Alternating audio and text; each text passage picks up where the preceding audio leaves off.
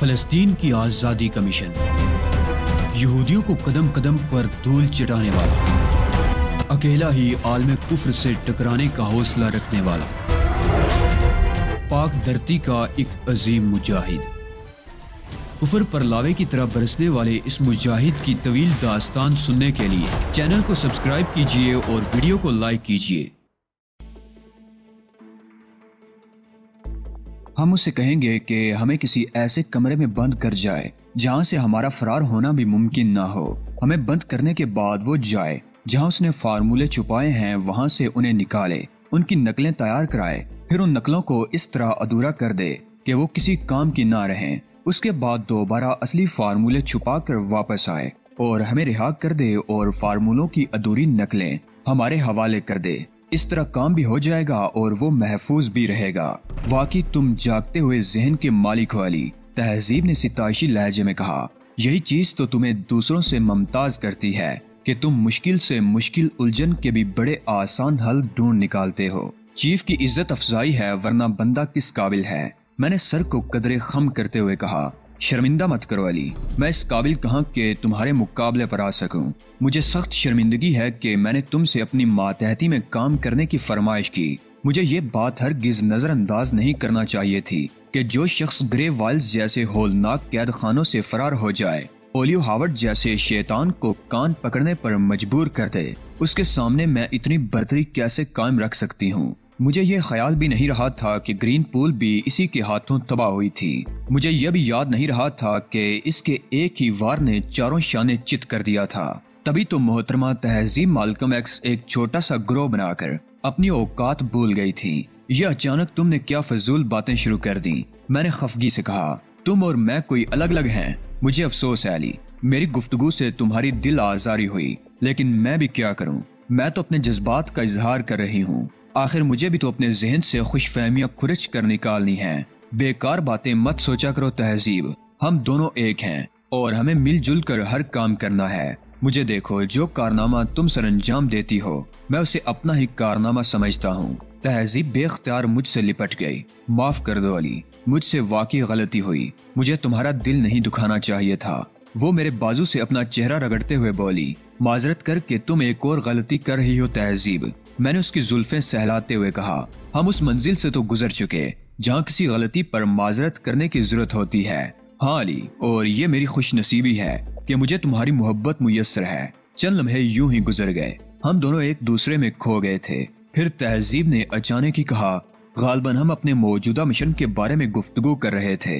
हाँ, मैं तुम्हें बता रहा था कि डिफोस्टर से फार्मूलों की नामुकम्मल नकलें हासिल करने के बाद हम किसी भी मुल्क के एजेंट से उसकी सौदेबाजी कर सकेंगे। लेकिन अली, नामुकम्मल फार्मूलों की एवज तो कोई भी रकम अदा नहीं करेगा। अदायगी 2 किस्तों में होगी। आधी रकम नामुकम्मल फार्मूलों के एवज और बकिया आदि उस वक्त जब हम फार्मूलों के बकिया हिस्से उनके हवाले करेंगे। डिफोस्टर को कैसे मुतमईन करोगे? तहजीब ने कहा, वो किसी बात पर भी यकीन नहीं करता। इसके लिए हम रकम की पहली किस्त डिफोस्टर के हवाले करेंगे, ये उसका हिस्सा होगा। उसके बाद जो दूसरी किस्त मिलेगी वो हमारी होगी। हम तो इस तरह गुफ्तगू करने लगे जैसे हमारा मिशन ही ये हो। तहजीब ने चौंक कर कहा, तो क्या ये हमारा मिशन नहीं है? मैंने भी चौंक कर कहा कि मसरूका फार्मूले डिफोस्टर से हासिल करें, लेकिन तुम्हारे मंसूबे पर अमल करने से तो फार्मूले किसी और मुल्क के कब्जे में चले जाएंगे। फार्मूलों की इन अधूरी नकलों की जो डिफोस्टर हमारे हवाले करेगा, हम एक नकल और बनवा लेंगे। उसके बाद जब डिफोस्टर फार्मूले के बकिया हिस्से हमारे हवाले करेगा, हम उनकी भी नकलें करवा लेंगे। इस तरह हमारे पास भी मुकम्मल फार्मूला होगा और इन लोगों के पास भी, जिनसे हम सौदा करेंगे। गोया इस तरह हमें दोनों पार्टियों से रकम मिल जाएगी। तहजीब ने खुश होकर कहा, लेकिन ओशील मिकाइल को मालूम होगा तो क्या होगा? मुझे ओशील मिकाइल से ऐसी कोई खास दिलचस्पी नहीं है। मैं तो कुछ और ही सोच रहा था। अब क्या सोचने लगे? तहजीब ने पूछा। कुछ नहीं तहजीब, मैंने एक तवील सांस लेकर कहा, ये तो एक मंसूबा था। मेरे जहन में और भी बहुत कुछ है, लेकिन वो अभी पूरी तरह वाजे नहीं है। किस सिलसिले में अली? इन्हीं फार्मूलों से मुतालिक तहजीब। मैं इस मंसूबे से पूरी तरह मुतमईन नहीं हूँ। तुम जज़ियात में नहीं गए अली, लेकिन इस मंसूबे का खाका सुनकर मैं कह सकती हूँ कि ये एक बेहतरीन और मुकम्मल मंसूबा है। ये एक ऐसा मंसूबा है तहजीब जो कोई भी एजेंट बना सकता है, लेकिन काम की इब्तदा करने के लिए ये बुरा मंसूबा नहीं है। आखिर कुछ पता भी तो चले कि तुम्हारा मंशा क्या है। तुम तो फिर राजदारी बरतने पर उतर आए। सब कुछ तो बता चुका हूँ, मगर वो बातें कैसे बता दूं जो अभी खुद मेरे जहन में भी साफ नहीं है। इसके बाद हम दोनों वहाँ से उठ गए और कैंप में घूमने लगे। कुछ ही देर बाद एक शख्स हमारे नजदीक आकर रुका। चीफ ने आप दोनों को याद किया है। उस शख्स ने मुअद्दबाना अंदाज में कहा, इंतजाम हो गया है। मैं समझ गया कि ट्रांसमीटर पर किंग अटलस से राब्ता कायम हो गया है। चुनाचे मैं और तहजीब रोडेल्बो की तरफ चल पड़े। वो एक बड़ा सा चौकोर बक्स अपने सामने रखे बैठा था। जैसे ही हम अंदर दाखिल हुए उसने कहा, वो दोनों आ गए हैं किंग। गुड, उनसे बात कराओ। ट्रांसमीटर से किंग अटलस की आवाज उभरी। मैं और तहजीब ट्रांसमीटर के नजदीक पहुंच गए, जिस पर सुर्ख रंग का जलता हुआ बल्ब जाहिर कर रहा था कि राब्ता मिला हुआ है। हेलो अंकल, मैंने कहा, हम आपसे बात करने के लिए बहुत बेचैन थे। हेलो बच्चों, कहो कैसे हो? हम खैरियत से हैं अंकल। मिस्टर रोडेल्बो से आपको हमारे बारे में पता चल ही चुका होगा। हाँ, मुझे मालूम हुआ था। रास्ते में तुम्हें जिन खतरात का सामना करना पड़ा उस पर मुझे बहुत अफसोस है। अरे नहीं अंकल, मैंने हंसकर कहा, हमने जिस काम का बेड़ा उठाया है उसमें तो खतरात ही खतरात हैं, लेकिन इस मामले में गलती बहरहाल मेरी है।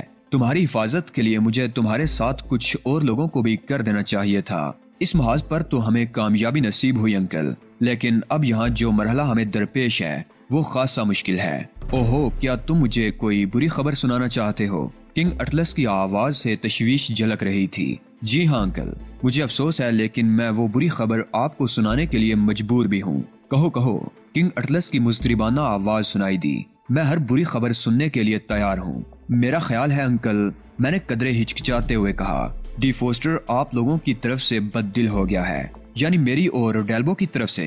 किंग अटलस की आवाज में तखय्युर था। जी हाँ अंकल, मुझे उसकी बात सुनकर अफसोस तो बहुत हुआ, लेकिन मैं उसके ख्यालात को तब्दील नहीं कर सकता था। खुलकर बात करो, उसने हमारे बारे में तुमसे क्या कहा है? उसे शुबा है कि आप हारूत राबेल से मिल गए हैं, मैंने कहा। मेरी निगाहें रोडेल्बो के चेहरे पर मरकूज थी। मैंने इस इंकशाफ पर उसे वाज़े तौर पर चौंकते देखा।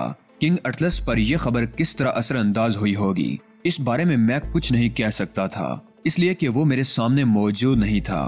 तहजीब भी मेरी इस हरकत पर मुस्तरिब सी नजर आने लगी थी। मैंने उसे अपने लाहे अमल से आगाह नहीं किया था, इसलिए वो भी रोडेल्बो से कम हैरान नहीं थी। क्या कह रहे हो? दूसरी तरफ से किंग अटलस की तखय्युर में डूबी हुई आवाज आई। उसका ख्याल है कि हारूत राबेल की किसी बड़ी पेशकश पर आप लोग फिसल गए हैं और फार्मूलों की सौदेबाजी में रुकावट डाल रहे हैं, ताकि दफातन ट्रांसमीटर पर जलता हुआ सुर्ख बल्ब बुझ गया। हेलो हेलो, मैंने ट्रांसमीटर में कहा और नजरें उठाकर रोडेल्बो की तरफ देखा। रोडेल्बो ट्रांसमीटर के करीब आ गया। राब्ता मुनक़ता हो गया। उसने ट्रांसमीटर पर झुकते हुए कहा, क्या कोई खराबी हो गई? मैंने पूछा। मालूम नहीं, देखना पड़ेगा। रोडेल्बो ट्रांसमीटर के बटनों से उलझा हुआ था।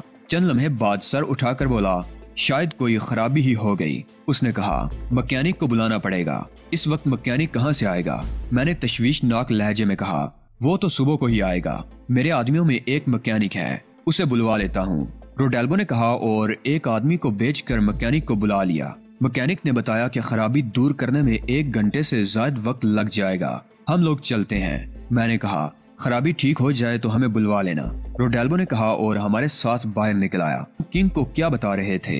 बाहर आकर उसने मुझसे पूछा, तुमने सुन ही लिया था, मैंने बेपरवाही से कहा। असल बात तो मैं उसे बता ही चुका हूँ, तुम शायद तफसील से कुछ बताने जा रहे थे, मैं वही मालूम करना चाहता हूँ। ट्रांसमीटर की खराबी दूर होने के बाद मैं किंग अटलस से दोबारा बात करूंगा, उसी वक्त सुन लेना। आखिर मुझे बताने में तुम्हें क्या एतराज है? रोडेल्बो ने असरार किया। और मेरी समझ में नहीं आ रहा कि तुम इतना असरार क्यों कर रहे हो। 1-1.5 घंटे की तो बात है, तुम्हें सब कुछ मालूम हो जाएगा। मैं इस मामले से मुत्तालिक हूँ और किंग अटलस का साथी हूँ। तुम्हारे अंदाज से यूं मालूम हो रहा है जैसे मैं कोई नाकाबिले एतबार आदमी हूँ। मेरा हरगिज ये मकसद नहीं है। मैं किंग अटलस के लिए काम कर रहा हूँ, इसलिए उसके अलावा किसी और को जवाब दे भी नहीं हूँ। मेरे जवाब और अंदाजे गुफ्तगू से शायद रोडेल्बो की अना को ठेस पहुंची थी। तुम मुझसे पूरी तरह वाकिफ नहीं हो, उसने निचला होंठ दांतों में दबाते हुए कहा, वरना इस अंदाज में मुझसे गुफ्तगू करने की जुर्रत ना करते। तुमसे वाकिफ होने की मुझे कोई खास जरूरत भी नहीं है मिस्टर रोडेल्बो। मैं एक काम के सिलसिले में यहाँ आया था और उसे करके वापस चला जाऊंगा। जो मुझे मेरी बातों का जवाब देने से गुरेज करते हैं वो पछताते हैं। रोडेल्बो ने एक कदम मेरी तरफ बढ़ाया, मैं एक कदम पीछे हट गया। तुम्हारा दिमाग खराब हो गया है रोडेल्बो, मैंने तंबीही अंदाज में कहा। तुम मेरे आनजहानी बाप के दोस्त हो। मेरे दिल में तुम्हारा जो एहतराम है उसे खत्म करने की कोशिश मत करो। तेरी ये जुर्रत। रोडेल्बो बहुत जोर से दौड़ा और उसने हाथ घुमा दिया। मैंने तेजी से झुककर उसका वार खाली दिया। उसकी दाड़ सुनकर उसके कई आदमी वहां आ गए थे। होश में आओ रोडेल्बो, मैंने बुलंद आवाज से कहा। रोडेल्बो के आदमियों ने रिवॉल्वर निकाल लिए थे। मैं कहता हूँ तुम्हें बताना पड़ेगा, वरना याद रखो तुम मेरे आदमियों के जद पर हो। बस इंतहा हो गई रोडेल्बो, मैंने गुस्सीले लहजे में कहा। तुम एक ऐसे शख्स को धमकियां दे रहे हो जो दुनिया के खौफनाक एजेंटों से टकराने का अज़म लेकर निकला है। तुम्हारी और तुम्हारे इन आदमियों की मेरी नजर में कोई वुक्कत नहीं है। मैं जा रहा हूँ रोडेल्बो। अगर तुमने हमें रोकने की कोशिश की तो इसके बाद जो कुछ भी होगा उसके जिम्मेदार सरासर तुम होगे। आओ। रोडेल्बो के बाद मैंने तहजीब को मुखातिब किया और उसके साथ चल पड़ा। रोडेल्बो मुझे घूरता रह गया, लेकिन मुझे मालूम था कि वो मेरे खिलाफ कोई कदम नहीं उठा सकता। मुझसे उनका एक बड़ा माली मफाद जो वाबस्ता था। अगर वो गर्म दिमाग का मालिक ना होता तो मुझसे उलझने की हमाकत भी ना करता। ये तो अचानक बहुत खराब सूरत हाल पैदा हो गई थी। उन लोगों से कुछ दूर निकलने के बाद तहजीब ने मुझसे कहा, अहमक आदमी है, लेकिन मैं जानता हूँ कि वो ज्यादा आगे बढ़ने की जुर्रत नहीं कर सकता। इसके लिए किंग अटलस को जवाबदेही करना मुश्किल हो जाता। लेकिन अली, तुमने क्या हरकत की? डी फोस्टर की बातें किंग अटलस से कहने की क्या जरूरत थी? जरूरत एजाद की माँ होती है तहजीब। मगर मुझे अफसोस इस बात का है कि ट्रांसमीटर में खराबी की वजह से अब मजीद इंतजार करना पड़ेगा, वरना अब तक हमें मालूम हो चुका होता कि मेरे मंसूबे का क्या नतीजा निकलने वाला है। मैं तो इतना जानती हूँ कि तुम्हारी इस हरकत ने मेरे होश उड़ा दिए हैं। पता नहीं तुमने क्या ठान रखी है। अरे तो क्या अब मुझ पर इतना एतमाद भी नहीं रहा? मैंने खफगी से कहा।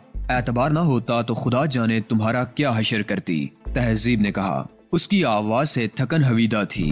क्यों ना होती, हमने एक तवील और थका देने वाला सफर किया था।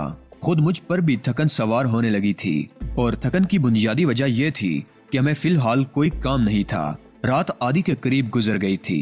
फजा में खुनकी पैदा हो चली थी, मगर नागवार नहीं गुजर रही थी। कैंप में छूलदारियों की गिरद टोलियों की सूरत में बैठे हुए नशेबाजों पर भी नशा गालिब आने लगा था। जा बजा रोशन अलाव की रोशनियां भी मध्यम हो चली थी, लेकिन अब भी कहीं कहीं से कभी किसी टोली की हंगामा आराई की आवाज आ जाती थी। मैं और तहजीब हाथों में हाथ डाले टहलते हुए चल रहे थे। जी चाहता है कहीं सुकून से लेटकर सो जाएं।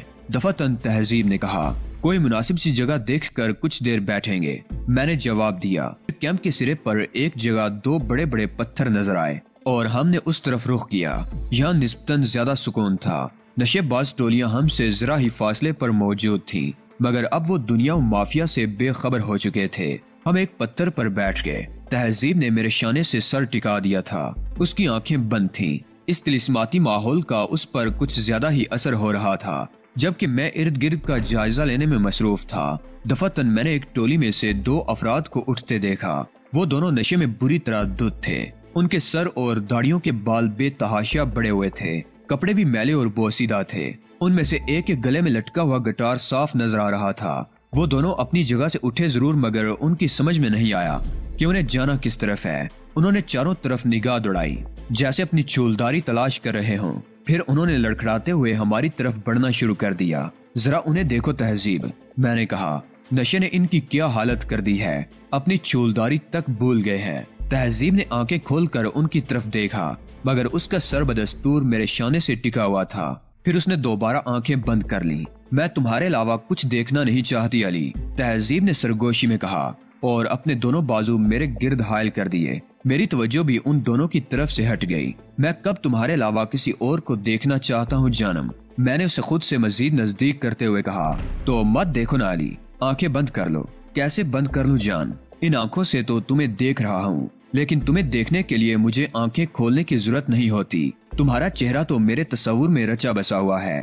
तहजीब की आवाज सरगोशी से आगे नहीं बढ़ रही थी। ये कैफ आगी लम्हात खुदा जाने कितने तवील हो जाते, लेकिन एक और आवाज ने सारा शहर तोड़ दिया। इधर देखो, ये रिवॉल्वर है। तुम दोनों इसकी जद में हो। जिस हालत में हो इसी में बैठे रहो। जरा भी हिलने जुलने की कोशिश की तो हम बेदरग गोली चला देंगे। तहजीब ने चौंक कर आंखें खोल दी। मैं भी चौंक पड़ा, मगर हम दोनों में से किसी ने भी अपनी जगह से हिलने जुलने की हमाकत नहीं की थी। हम जिस हालत में थे उसी में साकत होकर रह गए। तहजीब मुझसे लिपटी हुई थी। उसका चेहरा मेरे शाने से टिका हुआ था और दोनों बाजू मेरे गिर्द थे, जबकि मेरा एक हाथ उसकी कमर पर था। मैंने कनखियों से देखा, बलगजे उजाले में वही दोनों आवारा गर्द हमारे नजदीक मौजूद थे। अब वो बिल्कुल अलर्ट थे और उनमें से एक भी नशे में मालूम नहीं हो रहा था। दोनों के हाथों में रिवॉल्वर दबे थे, जबकि एक शख्स के गले में बदस्तूर गटार झोल रहा था। फिर मजीद 2 आदमी हमें अपनी तरफ आते दिखाई दिए। वो बगैर कुछ कहे सुने हमारी पुश्त की जानिब आए और उन्होंने हमारी तलाशी ली, लेकिन हमारे पास असलहे के नाम पर एक चाकू तक नहीं था। ठीक है, अब तुम दोनों खड़े हो जाओ, हमें हुक्म दिया गया और हम खड़े हो गए। अपने हाथ बुलंद कर लो और इस तरफ चलना शुरू कर दो। ख्याल रहे कि तुम 4 रिवॉल्वरों की जद में हो। हमने खामोशी से चलना शुरू कर दिया। मेरे होंठ बिछे हुए थे। एक लम्हे की गफलत भी मुझे रास नहीं आती थी। वो लोग हमें कैंप की मुखालिफ समत में लिए जा रहे थे। मुझे मालूम था कि मेरी तरह तहजीब के जहन में भी यही सवाल चकरा रहा होगा कि हमें अगवा करने वाले कौन लोग हैं। क्या रोडेल्बो के आदमी? मुमकिन है तहजीब के जहन में यही सवाल जड़ पकड़ गया हो, मगर मुझे यकीन था कि रोडेल्बो हमारे साथ इस हद तक नहीं जा सकता था। तो फिर वो लोग कौन थे? यकीनन इनका ताल्लुक किसी ऐसी ही पार्टी से रहा होगा जो फार्मूलों के चक्कर में थे। हम अंधेरे में चलते रहे, मगर इस अंधेरे से फायदा उठाना मुमकिन नहीं था। अकब से हम पर टार्चों की रोशनी मुस्तकिल पड़ रही थी। हमारा सफर आधे घंटे से ज्यादा जारी नहीं रहा। इख्तिताम एक फार्म हाउस पर हुआ था जो बज़ाहिर मतरूक मालूम होता था। एक शख्स ने अंदर दाखिल होकर मोमबत्ती रोशन कर दी, जो गालबन पहले से वहाँ मौजूद रही होगी। उसके बाद मुझे और तहजीब को भी अंदर ले जाया गया। तुम दोनों यहाँ बैठ जाओ, एक शख्स ने भूसे के ढेर की तरफ इशारा करते हुए कहा, और हम दोनों ने चुपचाप उसके हुक्म की तामील की। अब ये बताओ कि तुम लोग कौन हो? उस शख्स ने हमें घूरते हुए कहा। क्या यही पूछने के लिए यहाँ लाए थे? मैंने बड़ी मासूमियत से सवाल किया। अब अगर एक भी फाजिल लफ्ज जुबान से निकला तो बेदरेग गोली मार दूंगा। उसने सफाकी से कहा, जो पूछा जाए सिर्फ उसका जवाब दो। मेरा खून खोल कर रह गया, मगर हमारी तरफ रिवॉल्वर उठे हुए थे और दोनों रिवॉल्वर बरदार न सिर्फ मुझसे फासले पर थे, बल्कि वो मुख्तलिफ समतों में थे। मैं अगर एक पर हमला करता तो इतनी देर में दूसरा गोली चला देता, और फिर बकिया दोनों अफराद भी मुसल्ला थे। ये और बात थी कि उन्होंने अपने रिवॉल्वर जेबों में डाल लिए थे, मगर किसी भी वक्त रिवॉल्वर उनकी जेबों से बरामद हो सकते थे। मैंने खून का घूंट पीकर एक तवील सांस ली और तहजीब की तरफ देखा। वो मेरा इशारा समझ गई और उसने आजहानी फेरिक्स वाली कहानी शुरू कर दी। किंग अटलस के कैंप में हम पर होने वाले हमले पर उसने अपनी कहानी खत्म कर दी। फिर क्या हुआ? तहजीब के खामोश होने पर उस शख्स ने पूछा। उसने बड़ी तवज्जो से तहजीब की बातें सुनी थी। किंग अटलस को पता चला कि हम उसके आनजहानी दोस्त की औलाद हैं, तो उसने हमारी बहुत पजीराई की। तहजीब ने कहा, और यहाँ किस खुशी में भेज दिया? उस शख्स ने चुभते हुए लहजे में कहा, वो हमारी बेहतरी का ख्वाह था। उसने कहा था कि इधर उधर भटकने से बेहतर है कि हम कोई मुस्तकिल काम कर लें, और ये कि इस मकसद के लिए रोडेल्बो ज्यादा बेहतर रहेगा। यहाँ हमारे लिए ज्यादा इम्कानात हैं। वैसे तुम लोगों का पेशा क्या है? उसने पूछा। गलत बयानी करने से क्या फायदा? मैंने तेजी से कहा, हम कोई अच्छे लोग नहीं हैं, उसूले दौलत के लिए कुछ भी कर सकते हैं। यहाँ आते हुए पहाड़ी रास्ते पर तुम्हारा किसी से तसादुम हुआ था? हाँ, मैंने चौंक कर कहा। लेकिन तुम्हें कैसे मालूम हुआ? मेरे लहजे में सिताइश आमेज हैरत थी। वो जदीद हथियारों से लैस थे और उनकी तादाद भी बहुत ज्यादा थी। उसने कहा, उसके बाद तुम पर हेलीकॉप्टर से भी हमला हुआ। तुम्हारी मालूमात हैरत अंगेज और काबिल रश्क हैं। मैंने तहसीन आमेज लहजे में कहा। फिर दफातन चौंकते हुए कहा, तुम्हारा ताल्लुक खुफिया पुलिस से तो नहीं है? बच्चों जैसी बातें मत करो। उसने मुंह बिगाड़ कर कहा, क्या पुलिस वाले हमारी तरह होते हैं? मैंने सुना है खुफिया पुलिस वाले किसी भी हुलिये में हो सकते हैं। मैंने खौफजदा अंदाज में कहा, नहीं, हमारा ताल्लुक पुलिस से नहीं है, लेकिन तुम लोग इतने बोले तो नहीं हो सकते जितना जाहिर करने की कोशिश कर रहे हो। मैं बहुत खतरनाक आदमी हूँ मिस्टर, मैंने बड़े खराब लहजे में कहा। यह रिवॉल्वर हटाओ, फिर बताऊंगा कि मैं कितना बोला हूँ। तुमने हमें धोखे से घेरा है, वरना तुम्हें भी मजा ही आ जाता। मुझे मालूम है तुम दोनों ने जितने अफराद को मौत के घाट उतारा है, वो मामूली आदमियों का काम नहीं हो सकता। फिर वो बेहतरीन तरबियत याफ्ता लोग थे। हमें तो ये भी नहीं मालूम कि वो कौन थे, बस उन्होंने हम पर फायरिंग शुरू कर दी थी। वो तो अच्छा हुआ किंग अंकल ने हमें हथियार फराहम कर दिए थे, वरना हम तो मारे ही गए होते। किंग ने किसी खास वजह से ही तुम्हें यहाँ भेजा होगा। सब कुछ तो बता दिया है, मैंने बेबसी जाहिर करते हुए कहा। ये तो वही जाने, मैंने बेपरवाही से कहा। जाहिर है वो हमारा बुरा तो सोच नहीं सकते, तो रोडेल्बो से तुम्हारी मुलाकात हो चुकी है। हाँ, तहजीब ने कहा। उसने तुम्हें क्या काम सौंपा? उसका कहना है कि वो हमारे लिए कुछ सोचेगा। उस वक्त तक हम उसके मेहमान रहेंगे। तहजीब ने कहा। उस शख्स की आंखें हम पर मरकूज थी, मगर वो किसी गहरी सोच में डूब गया था। चंद लम्हे बाद उसने कहा, मैं तुम्हारी बात पर किस हद तक यकीन करूं?